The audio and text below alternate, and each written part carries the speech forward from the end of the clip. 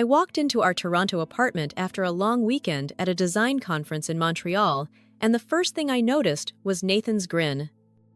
Not his usual tired smile after a day at his startup, but this smug, self-satisfied look that twisted my stomach.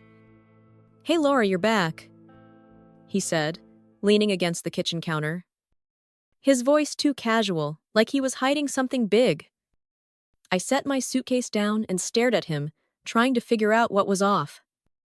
"Yeah, I'm back," I said slowly, watching his grin widen like he couldn't wait to spill whatever he was holding in. "What's with that smile, Nathan? What's going on?" He waved his hand like it was nothing, then leaned forward, his eyes gleaming. "Well, I guess you'll find out soon enough. I made a huge business move while you were gone." I raised an eyebrow, feeling a cold prickle down my spine. "What kind of move?" He crossed his arms, his grin almost mocking. "Your jewelry collection. Laura, I sold every piece. And before you freak out, just hear me out. You're going to thank me later. Those pieces funded my empire." I froze, my heart slamming in my chest as his words hit like a punch.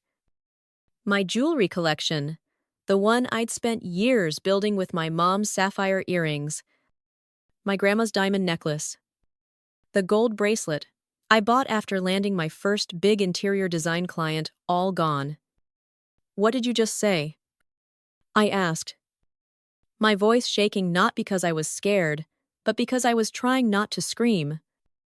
Nathan laughed like he thought I was dramatic. "I sold it. Laura, do you know how much those pieces were worth? $10,000, $20,000, enough to kickstart a venture that's going to make us rich. It's brilliant. You should be proud." Proud. My hands clenched into fists, so tight, my nails dug into my palms, and I felt hot rage surging through me. "You had no right, Nathan. That was my jewelry. Do you understand what you've done?" He rolled his eyes like I was overreacting. "Come on, Laura. You barely wore half of it. Those pieces were sitting in that box collecting dust this way. They're doing something useful for us." I'm Laura, and if there's one thing I've learned being married to Nathan, it's that his dreams always come first. When we met, I loved his ambition. He had big ideas about building a tech empire, and I believed in him, supported him, even when he worked late nights and forgot our anniversaries. But over the years, I saw how his charm hid a selfish streak, how he'd steamroll anyone to get what he wanted. Still, I never thought he'd go this far. That jewelry wasn't just expensive, it was my history. Every piece had a story, a memory tied to who I am, and Nathan threw it away like it was nothing because he decided my things were his to use. I stood there staring at him, his smug grin making my blood boil, and I wanted to yell, throw something, make him feel a fraction of the hurt I was feeling. But then I remembered something that stopped me cold. A few months ago, I'd read about break-ins in our neighborhood and got paranoid about my jewelry.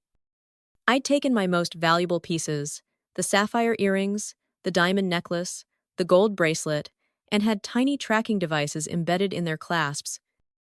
Nathan didn't know about them. He never paid attention to details like that.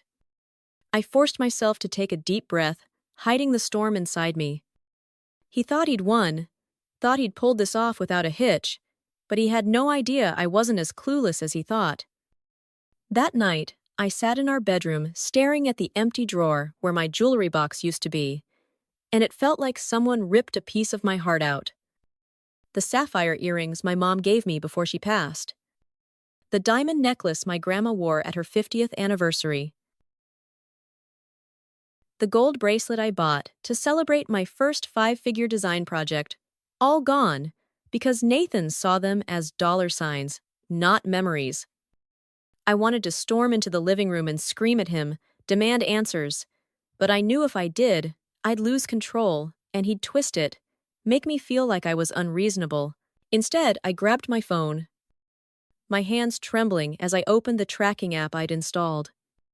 The screen lit up with a map, and there they were, little red dots scattered across Toronto. my breath caught in my throat as I saw they were still active. The sapphire earrings at a consignment store downtown. The diamond necklace at a warehouse in the East End. The gold bracelet at an auction house near the waterfront. The app showed timestamps tracking where my pieces had gone, who'd bought them, how they'd been passed around. I sat back, my anger shifting into something sharper, something focused. Nathan thought he'd gotten away with this, but I had actual evidence that he'd stolen from me. If those trackers were right, I could find my jewelry and show the police exactly what he'd done. For the first time since I walked through the door, I felt a flicker of control, like I wasn't just a victim in his game. I wanted to call him out right then, drag him in front of that empty drawer, and make him explain every sale, but I stopped myself. Confronting him now would give him a chance to lie, to spin a story about how it was for our future. No, I needed to be smart about this. I thought about calling Rachel, my best friend, the one who'd always seen through Nathan's charm, but it was late, and I didn't want to dump this on her in the middle of the night. Instead, I started planning. Tomorrow, I'd go to the police, show them the tracking data, file a report, and make sure Nathan couldn't talk his way out of this. I'd call Rachel too, get her advice, maybe ask her to come with me to the station. As I sat there staring at those red dots on the map, I felt something shift inside me. The shock and rage were still there, but they were mixing with quiet determination. This certainty that I wasn't going to let Nathan win.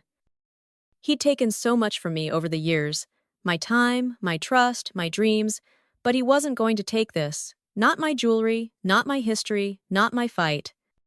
For once, I was going to be the one in control, and Nathan had no idea what was coming. I woke up the next morning with a heavy knot in my chest, like the anger from last night had settled there overnight, and I couldn't shake it.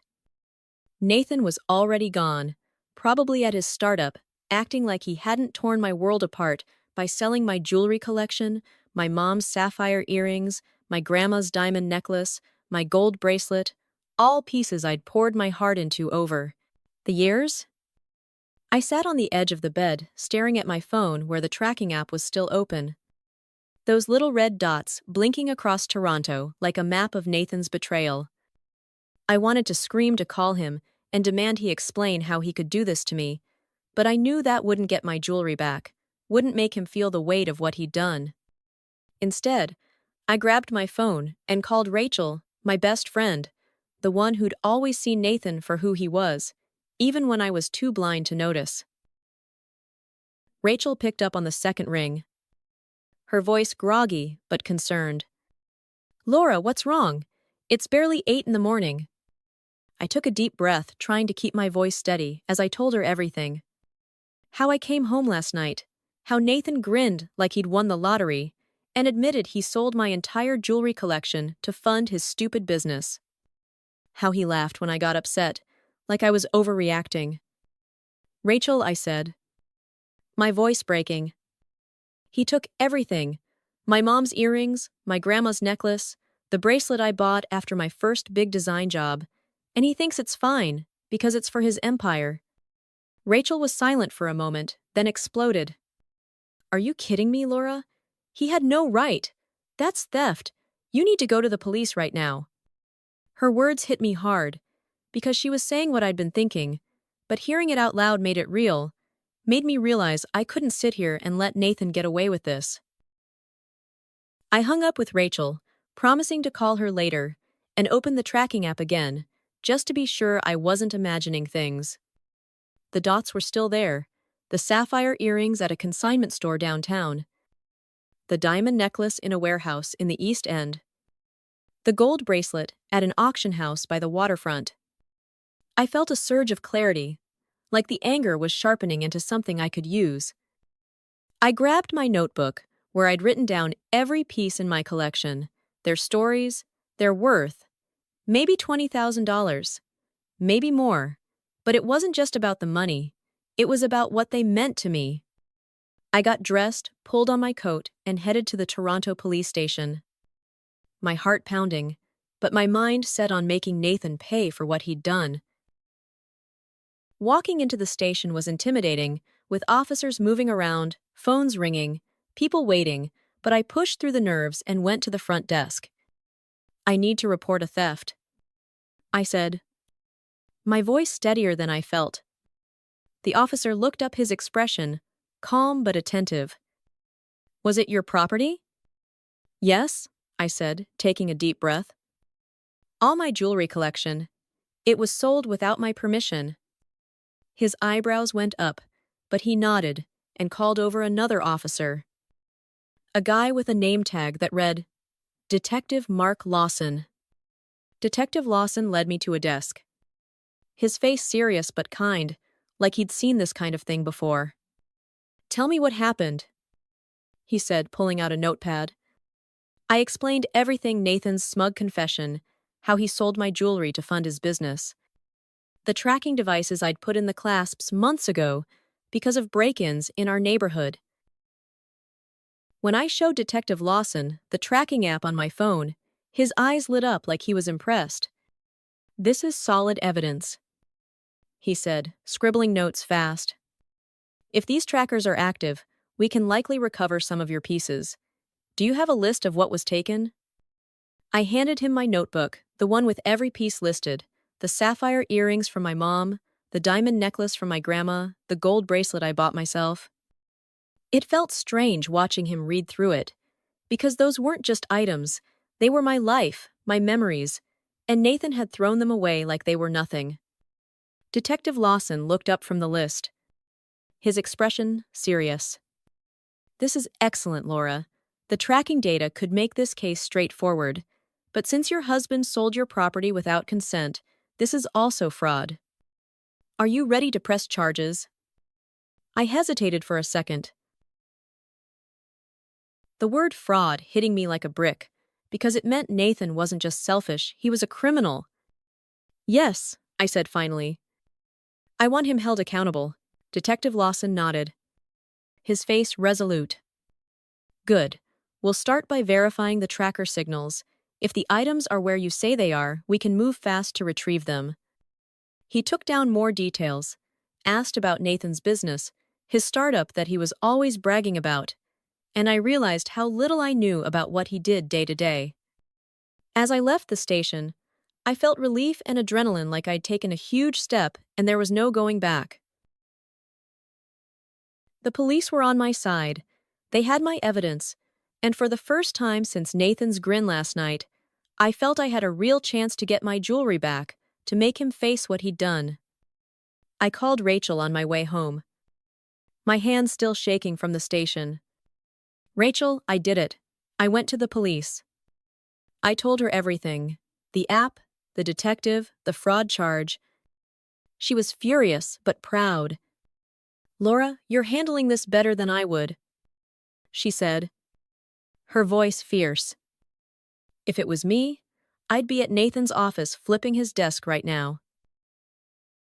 I laughed for the first time that day, the sound surprising me because it felt good to know Rachel had my back. "Trust me, I've thought about it," I said. "But the police have the tracking data, and I think that's my best shot at getting my stuff back." Rachel's voice softened. "Good for you, Laura. You're not letting that jerk walk all over you." I hung up feeling lighter, like the weight of Nathan's betrayal wasn't crushing me anymore. When I got home, I checked the tracking app again to ground myself, and those red dots were still there, blinking like a promise that I wasn't powerless. I sat on the couch, my notebook open in front of me, and for a moment I let myself imagine getting my jewelry back, holding my mom's earrings, my grandma's necklace, my bracelet again. The anger was still there, burning hot, but it was mixed with quiet confidence. This certainty that I was done letting Nathan control me. He thought he'd played me, thought he'd won, but I was building a case brick by brick, and he had no idea how much trouble he was in.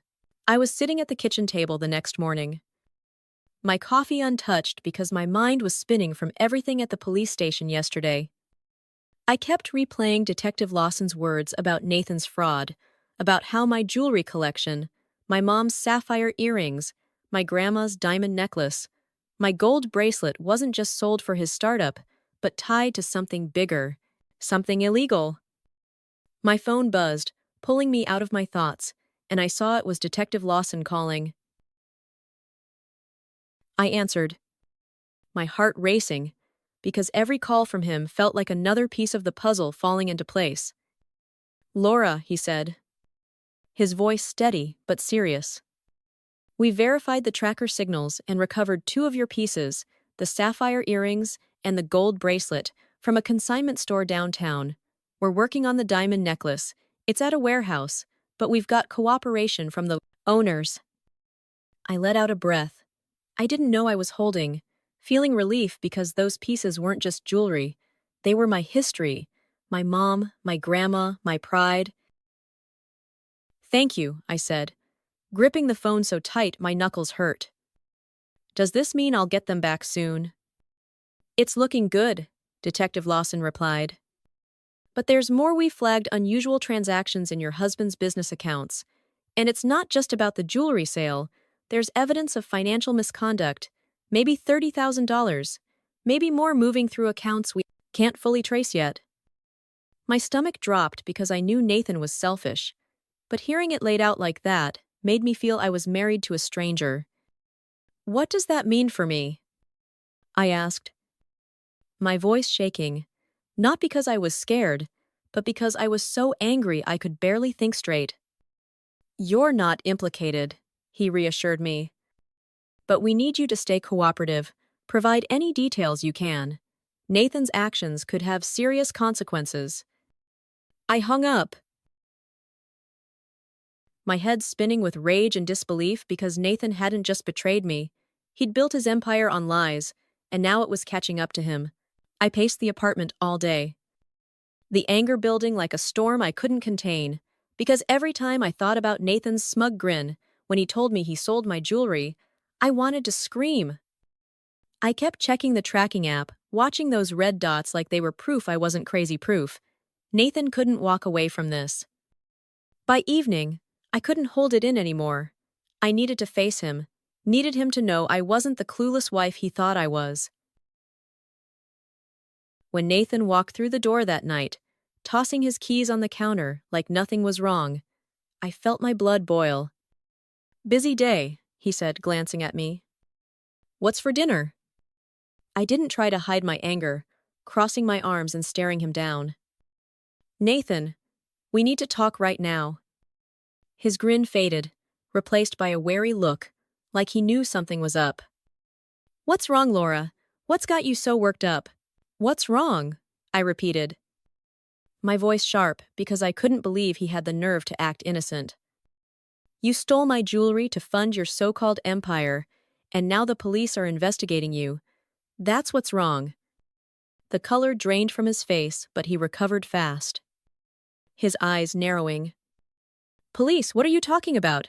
I didn't steal anything, Laura. That jewelry was just sitting there. I thought you'd be happy it was being put to good use. I shook my head, so disgusted I could barely look at him. Put to good use, Nathan. You had no right to touch my things. And now the police are digging into your finances, and they're finding things you can't explain away. His expression shifted anger, flashing across his face as he stepped closer. Have you went to the police? You're turning this into a circus. Why couldn't you just talk to me like a normal person? Because talking to you never works, I shot back, my voice steady, despite my pounding heart.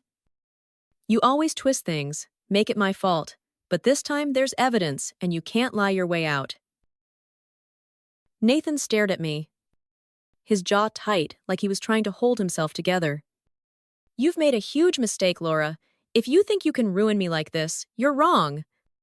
I didn't flinch, didn't back down because for once, I wasn't afraid of his charm or excuses. No, Nathan, the mistake was mine, trusting you for so long. But that's over now. The silence between us was heavy, his eyes burning into mine, but I could see the crack in his confidence, the way he wasn't so sure of himself anymore.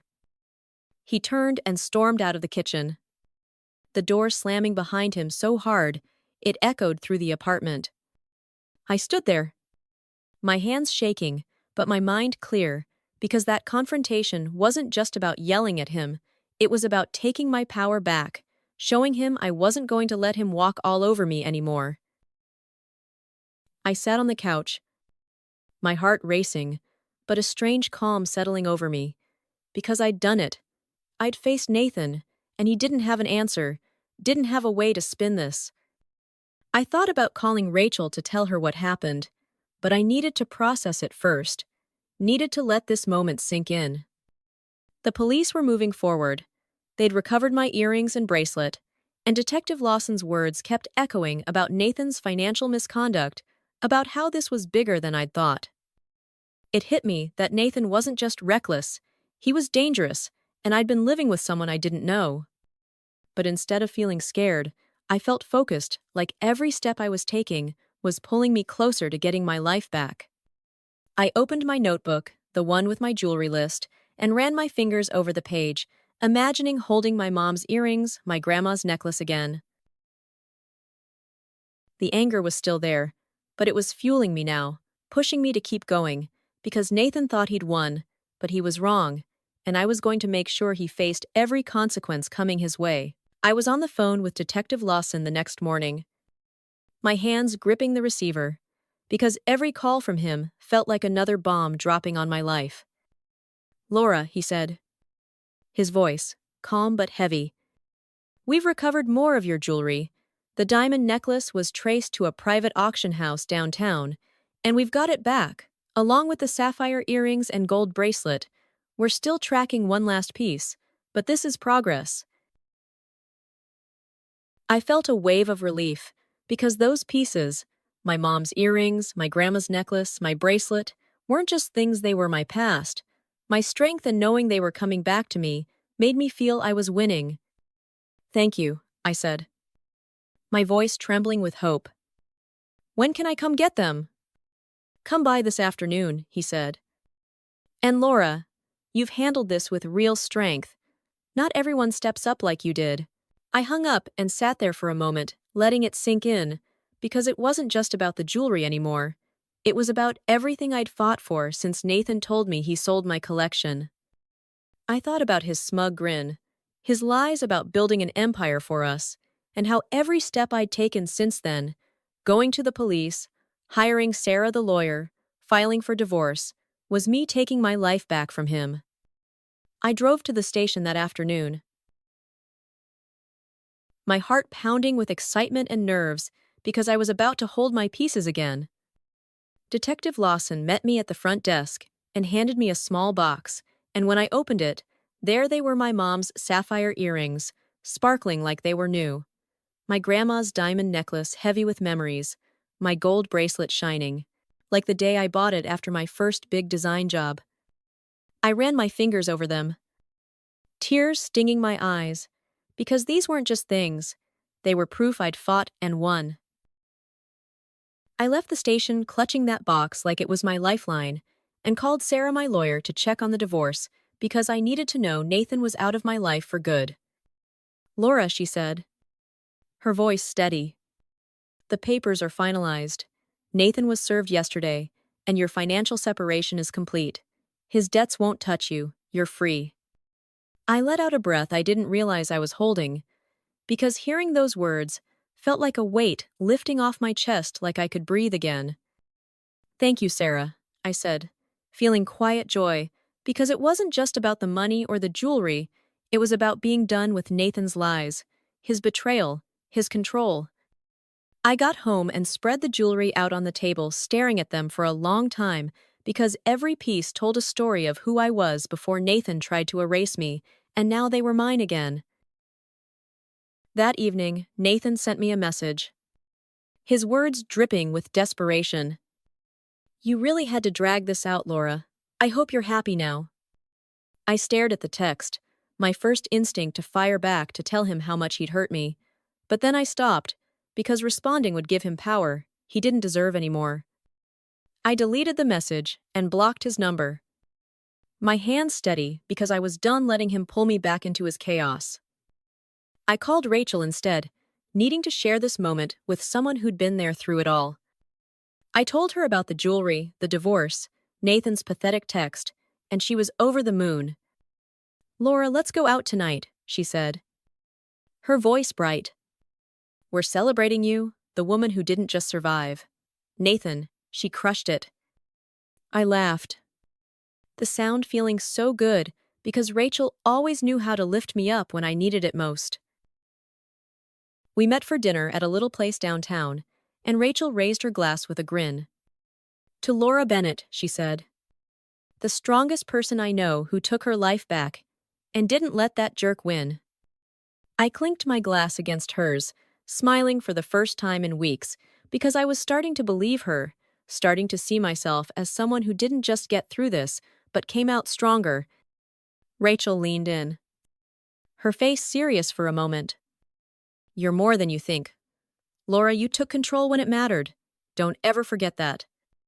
Her words stuck with me as I drove home that night, because for years I'd let Nathan's ambition, his dreams, his ego overshadow who I was. But now I was standing on my own, and it felt incredible.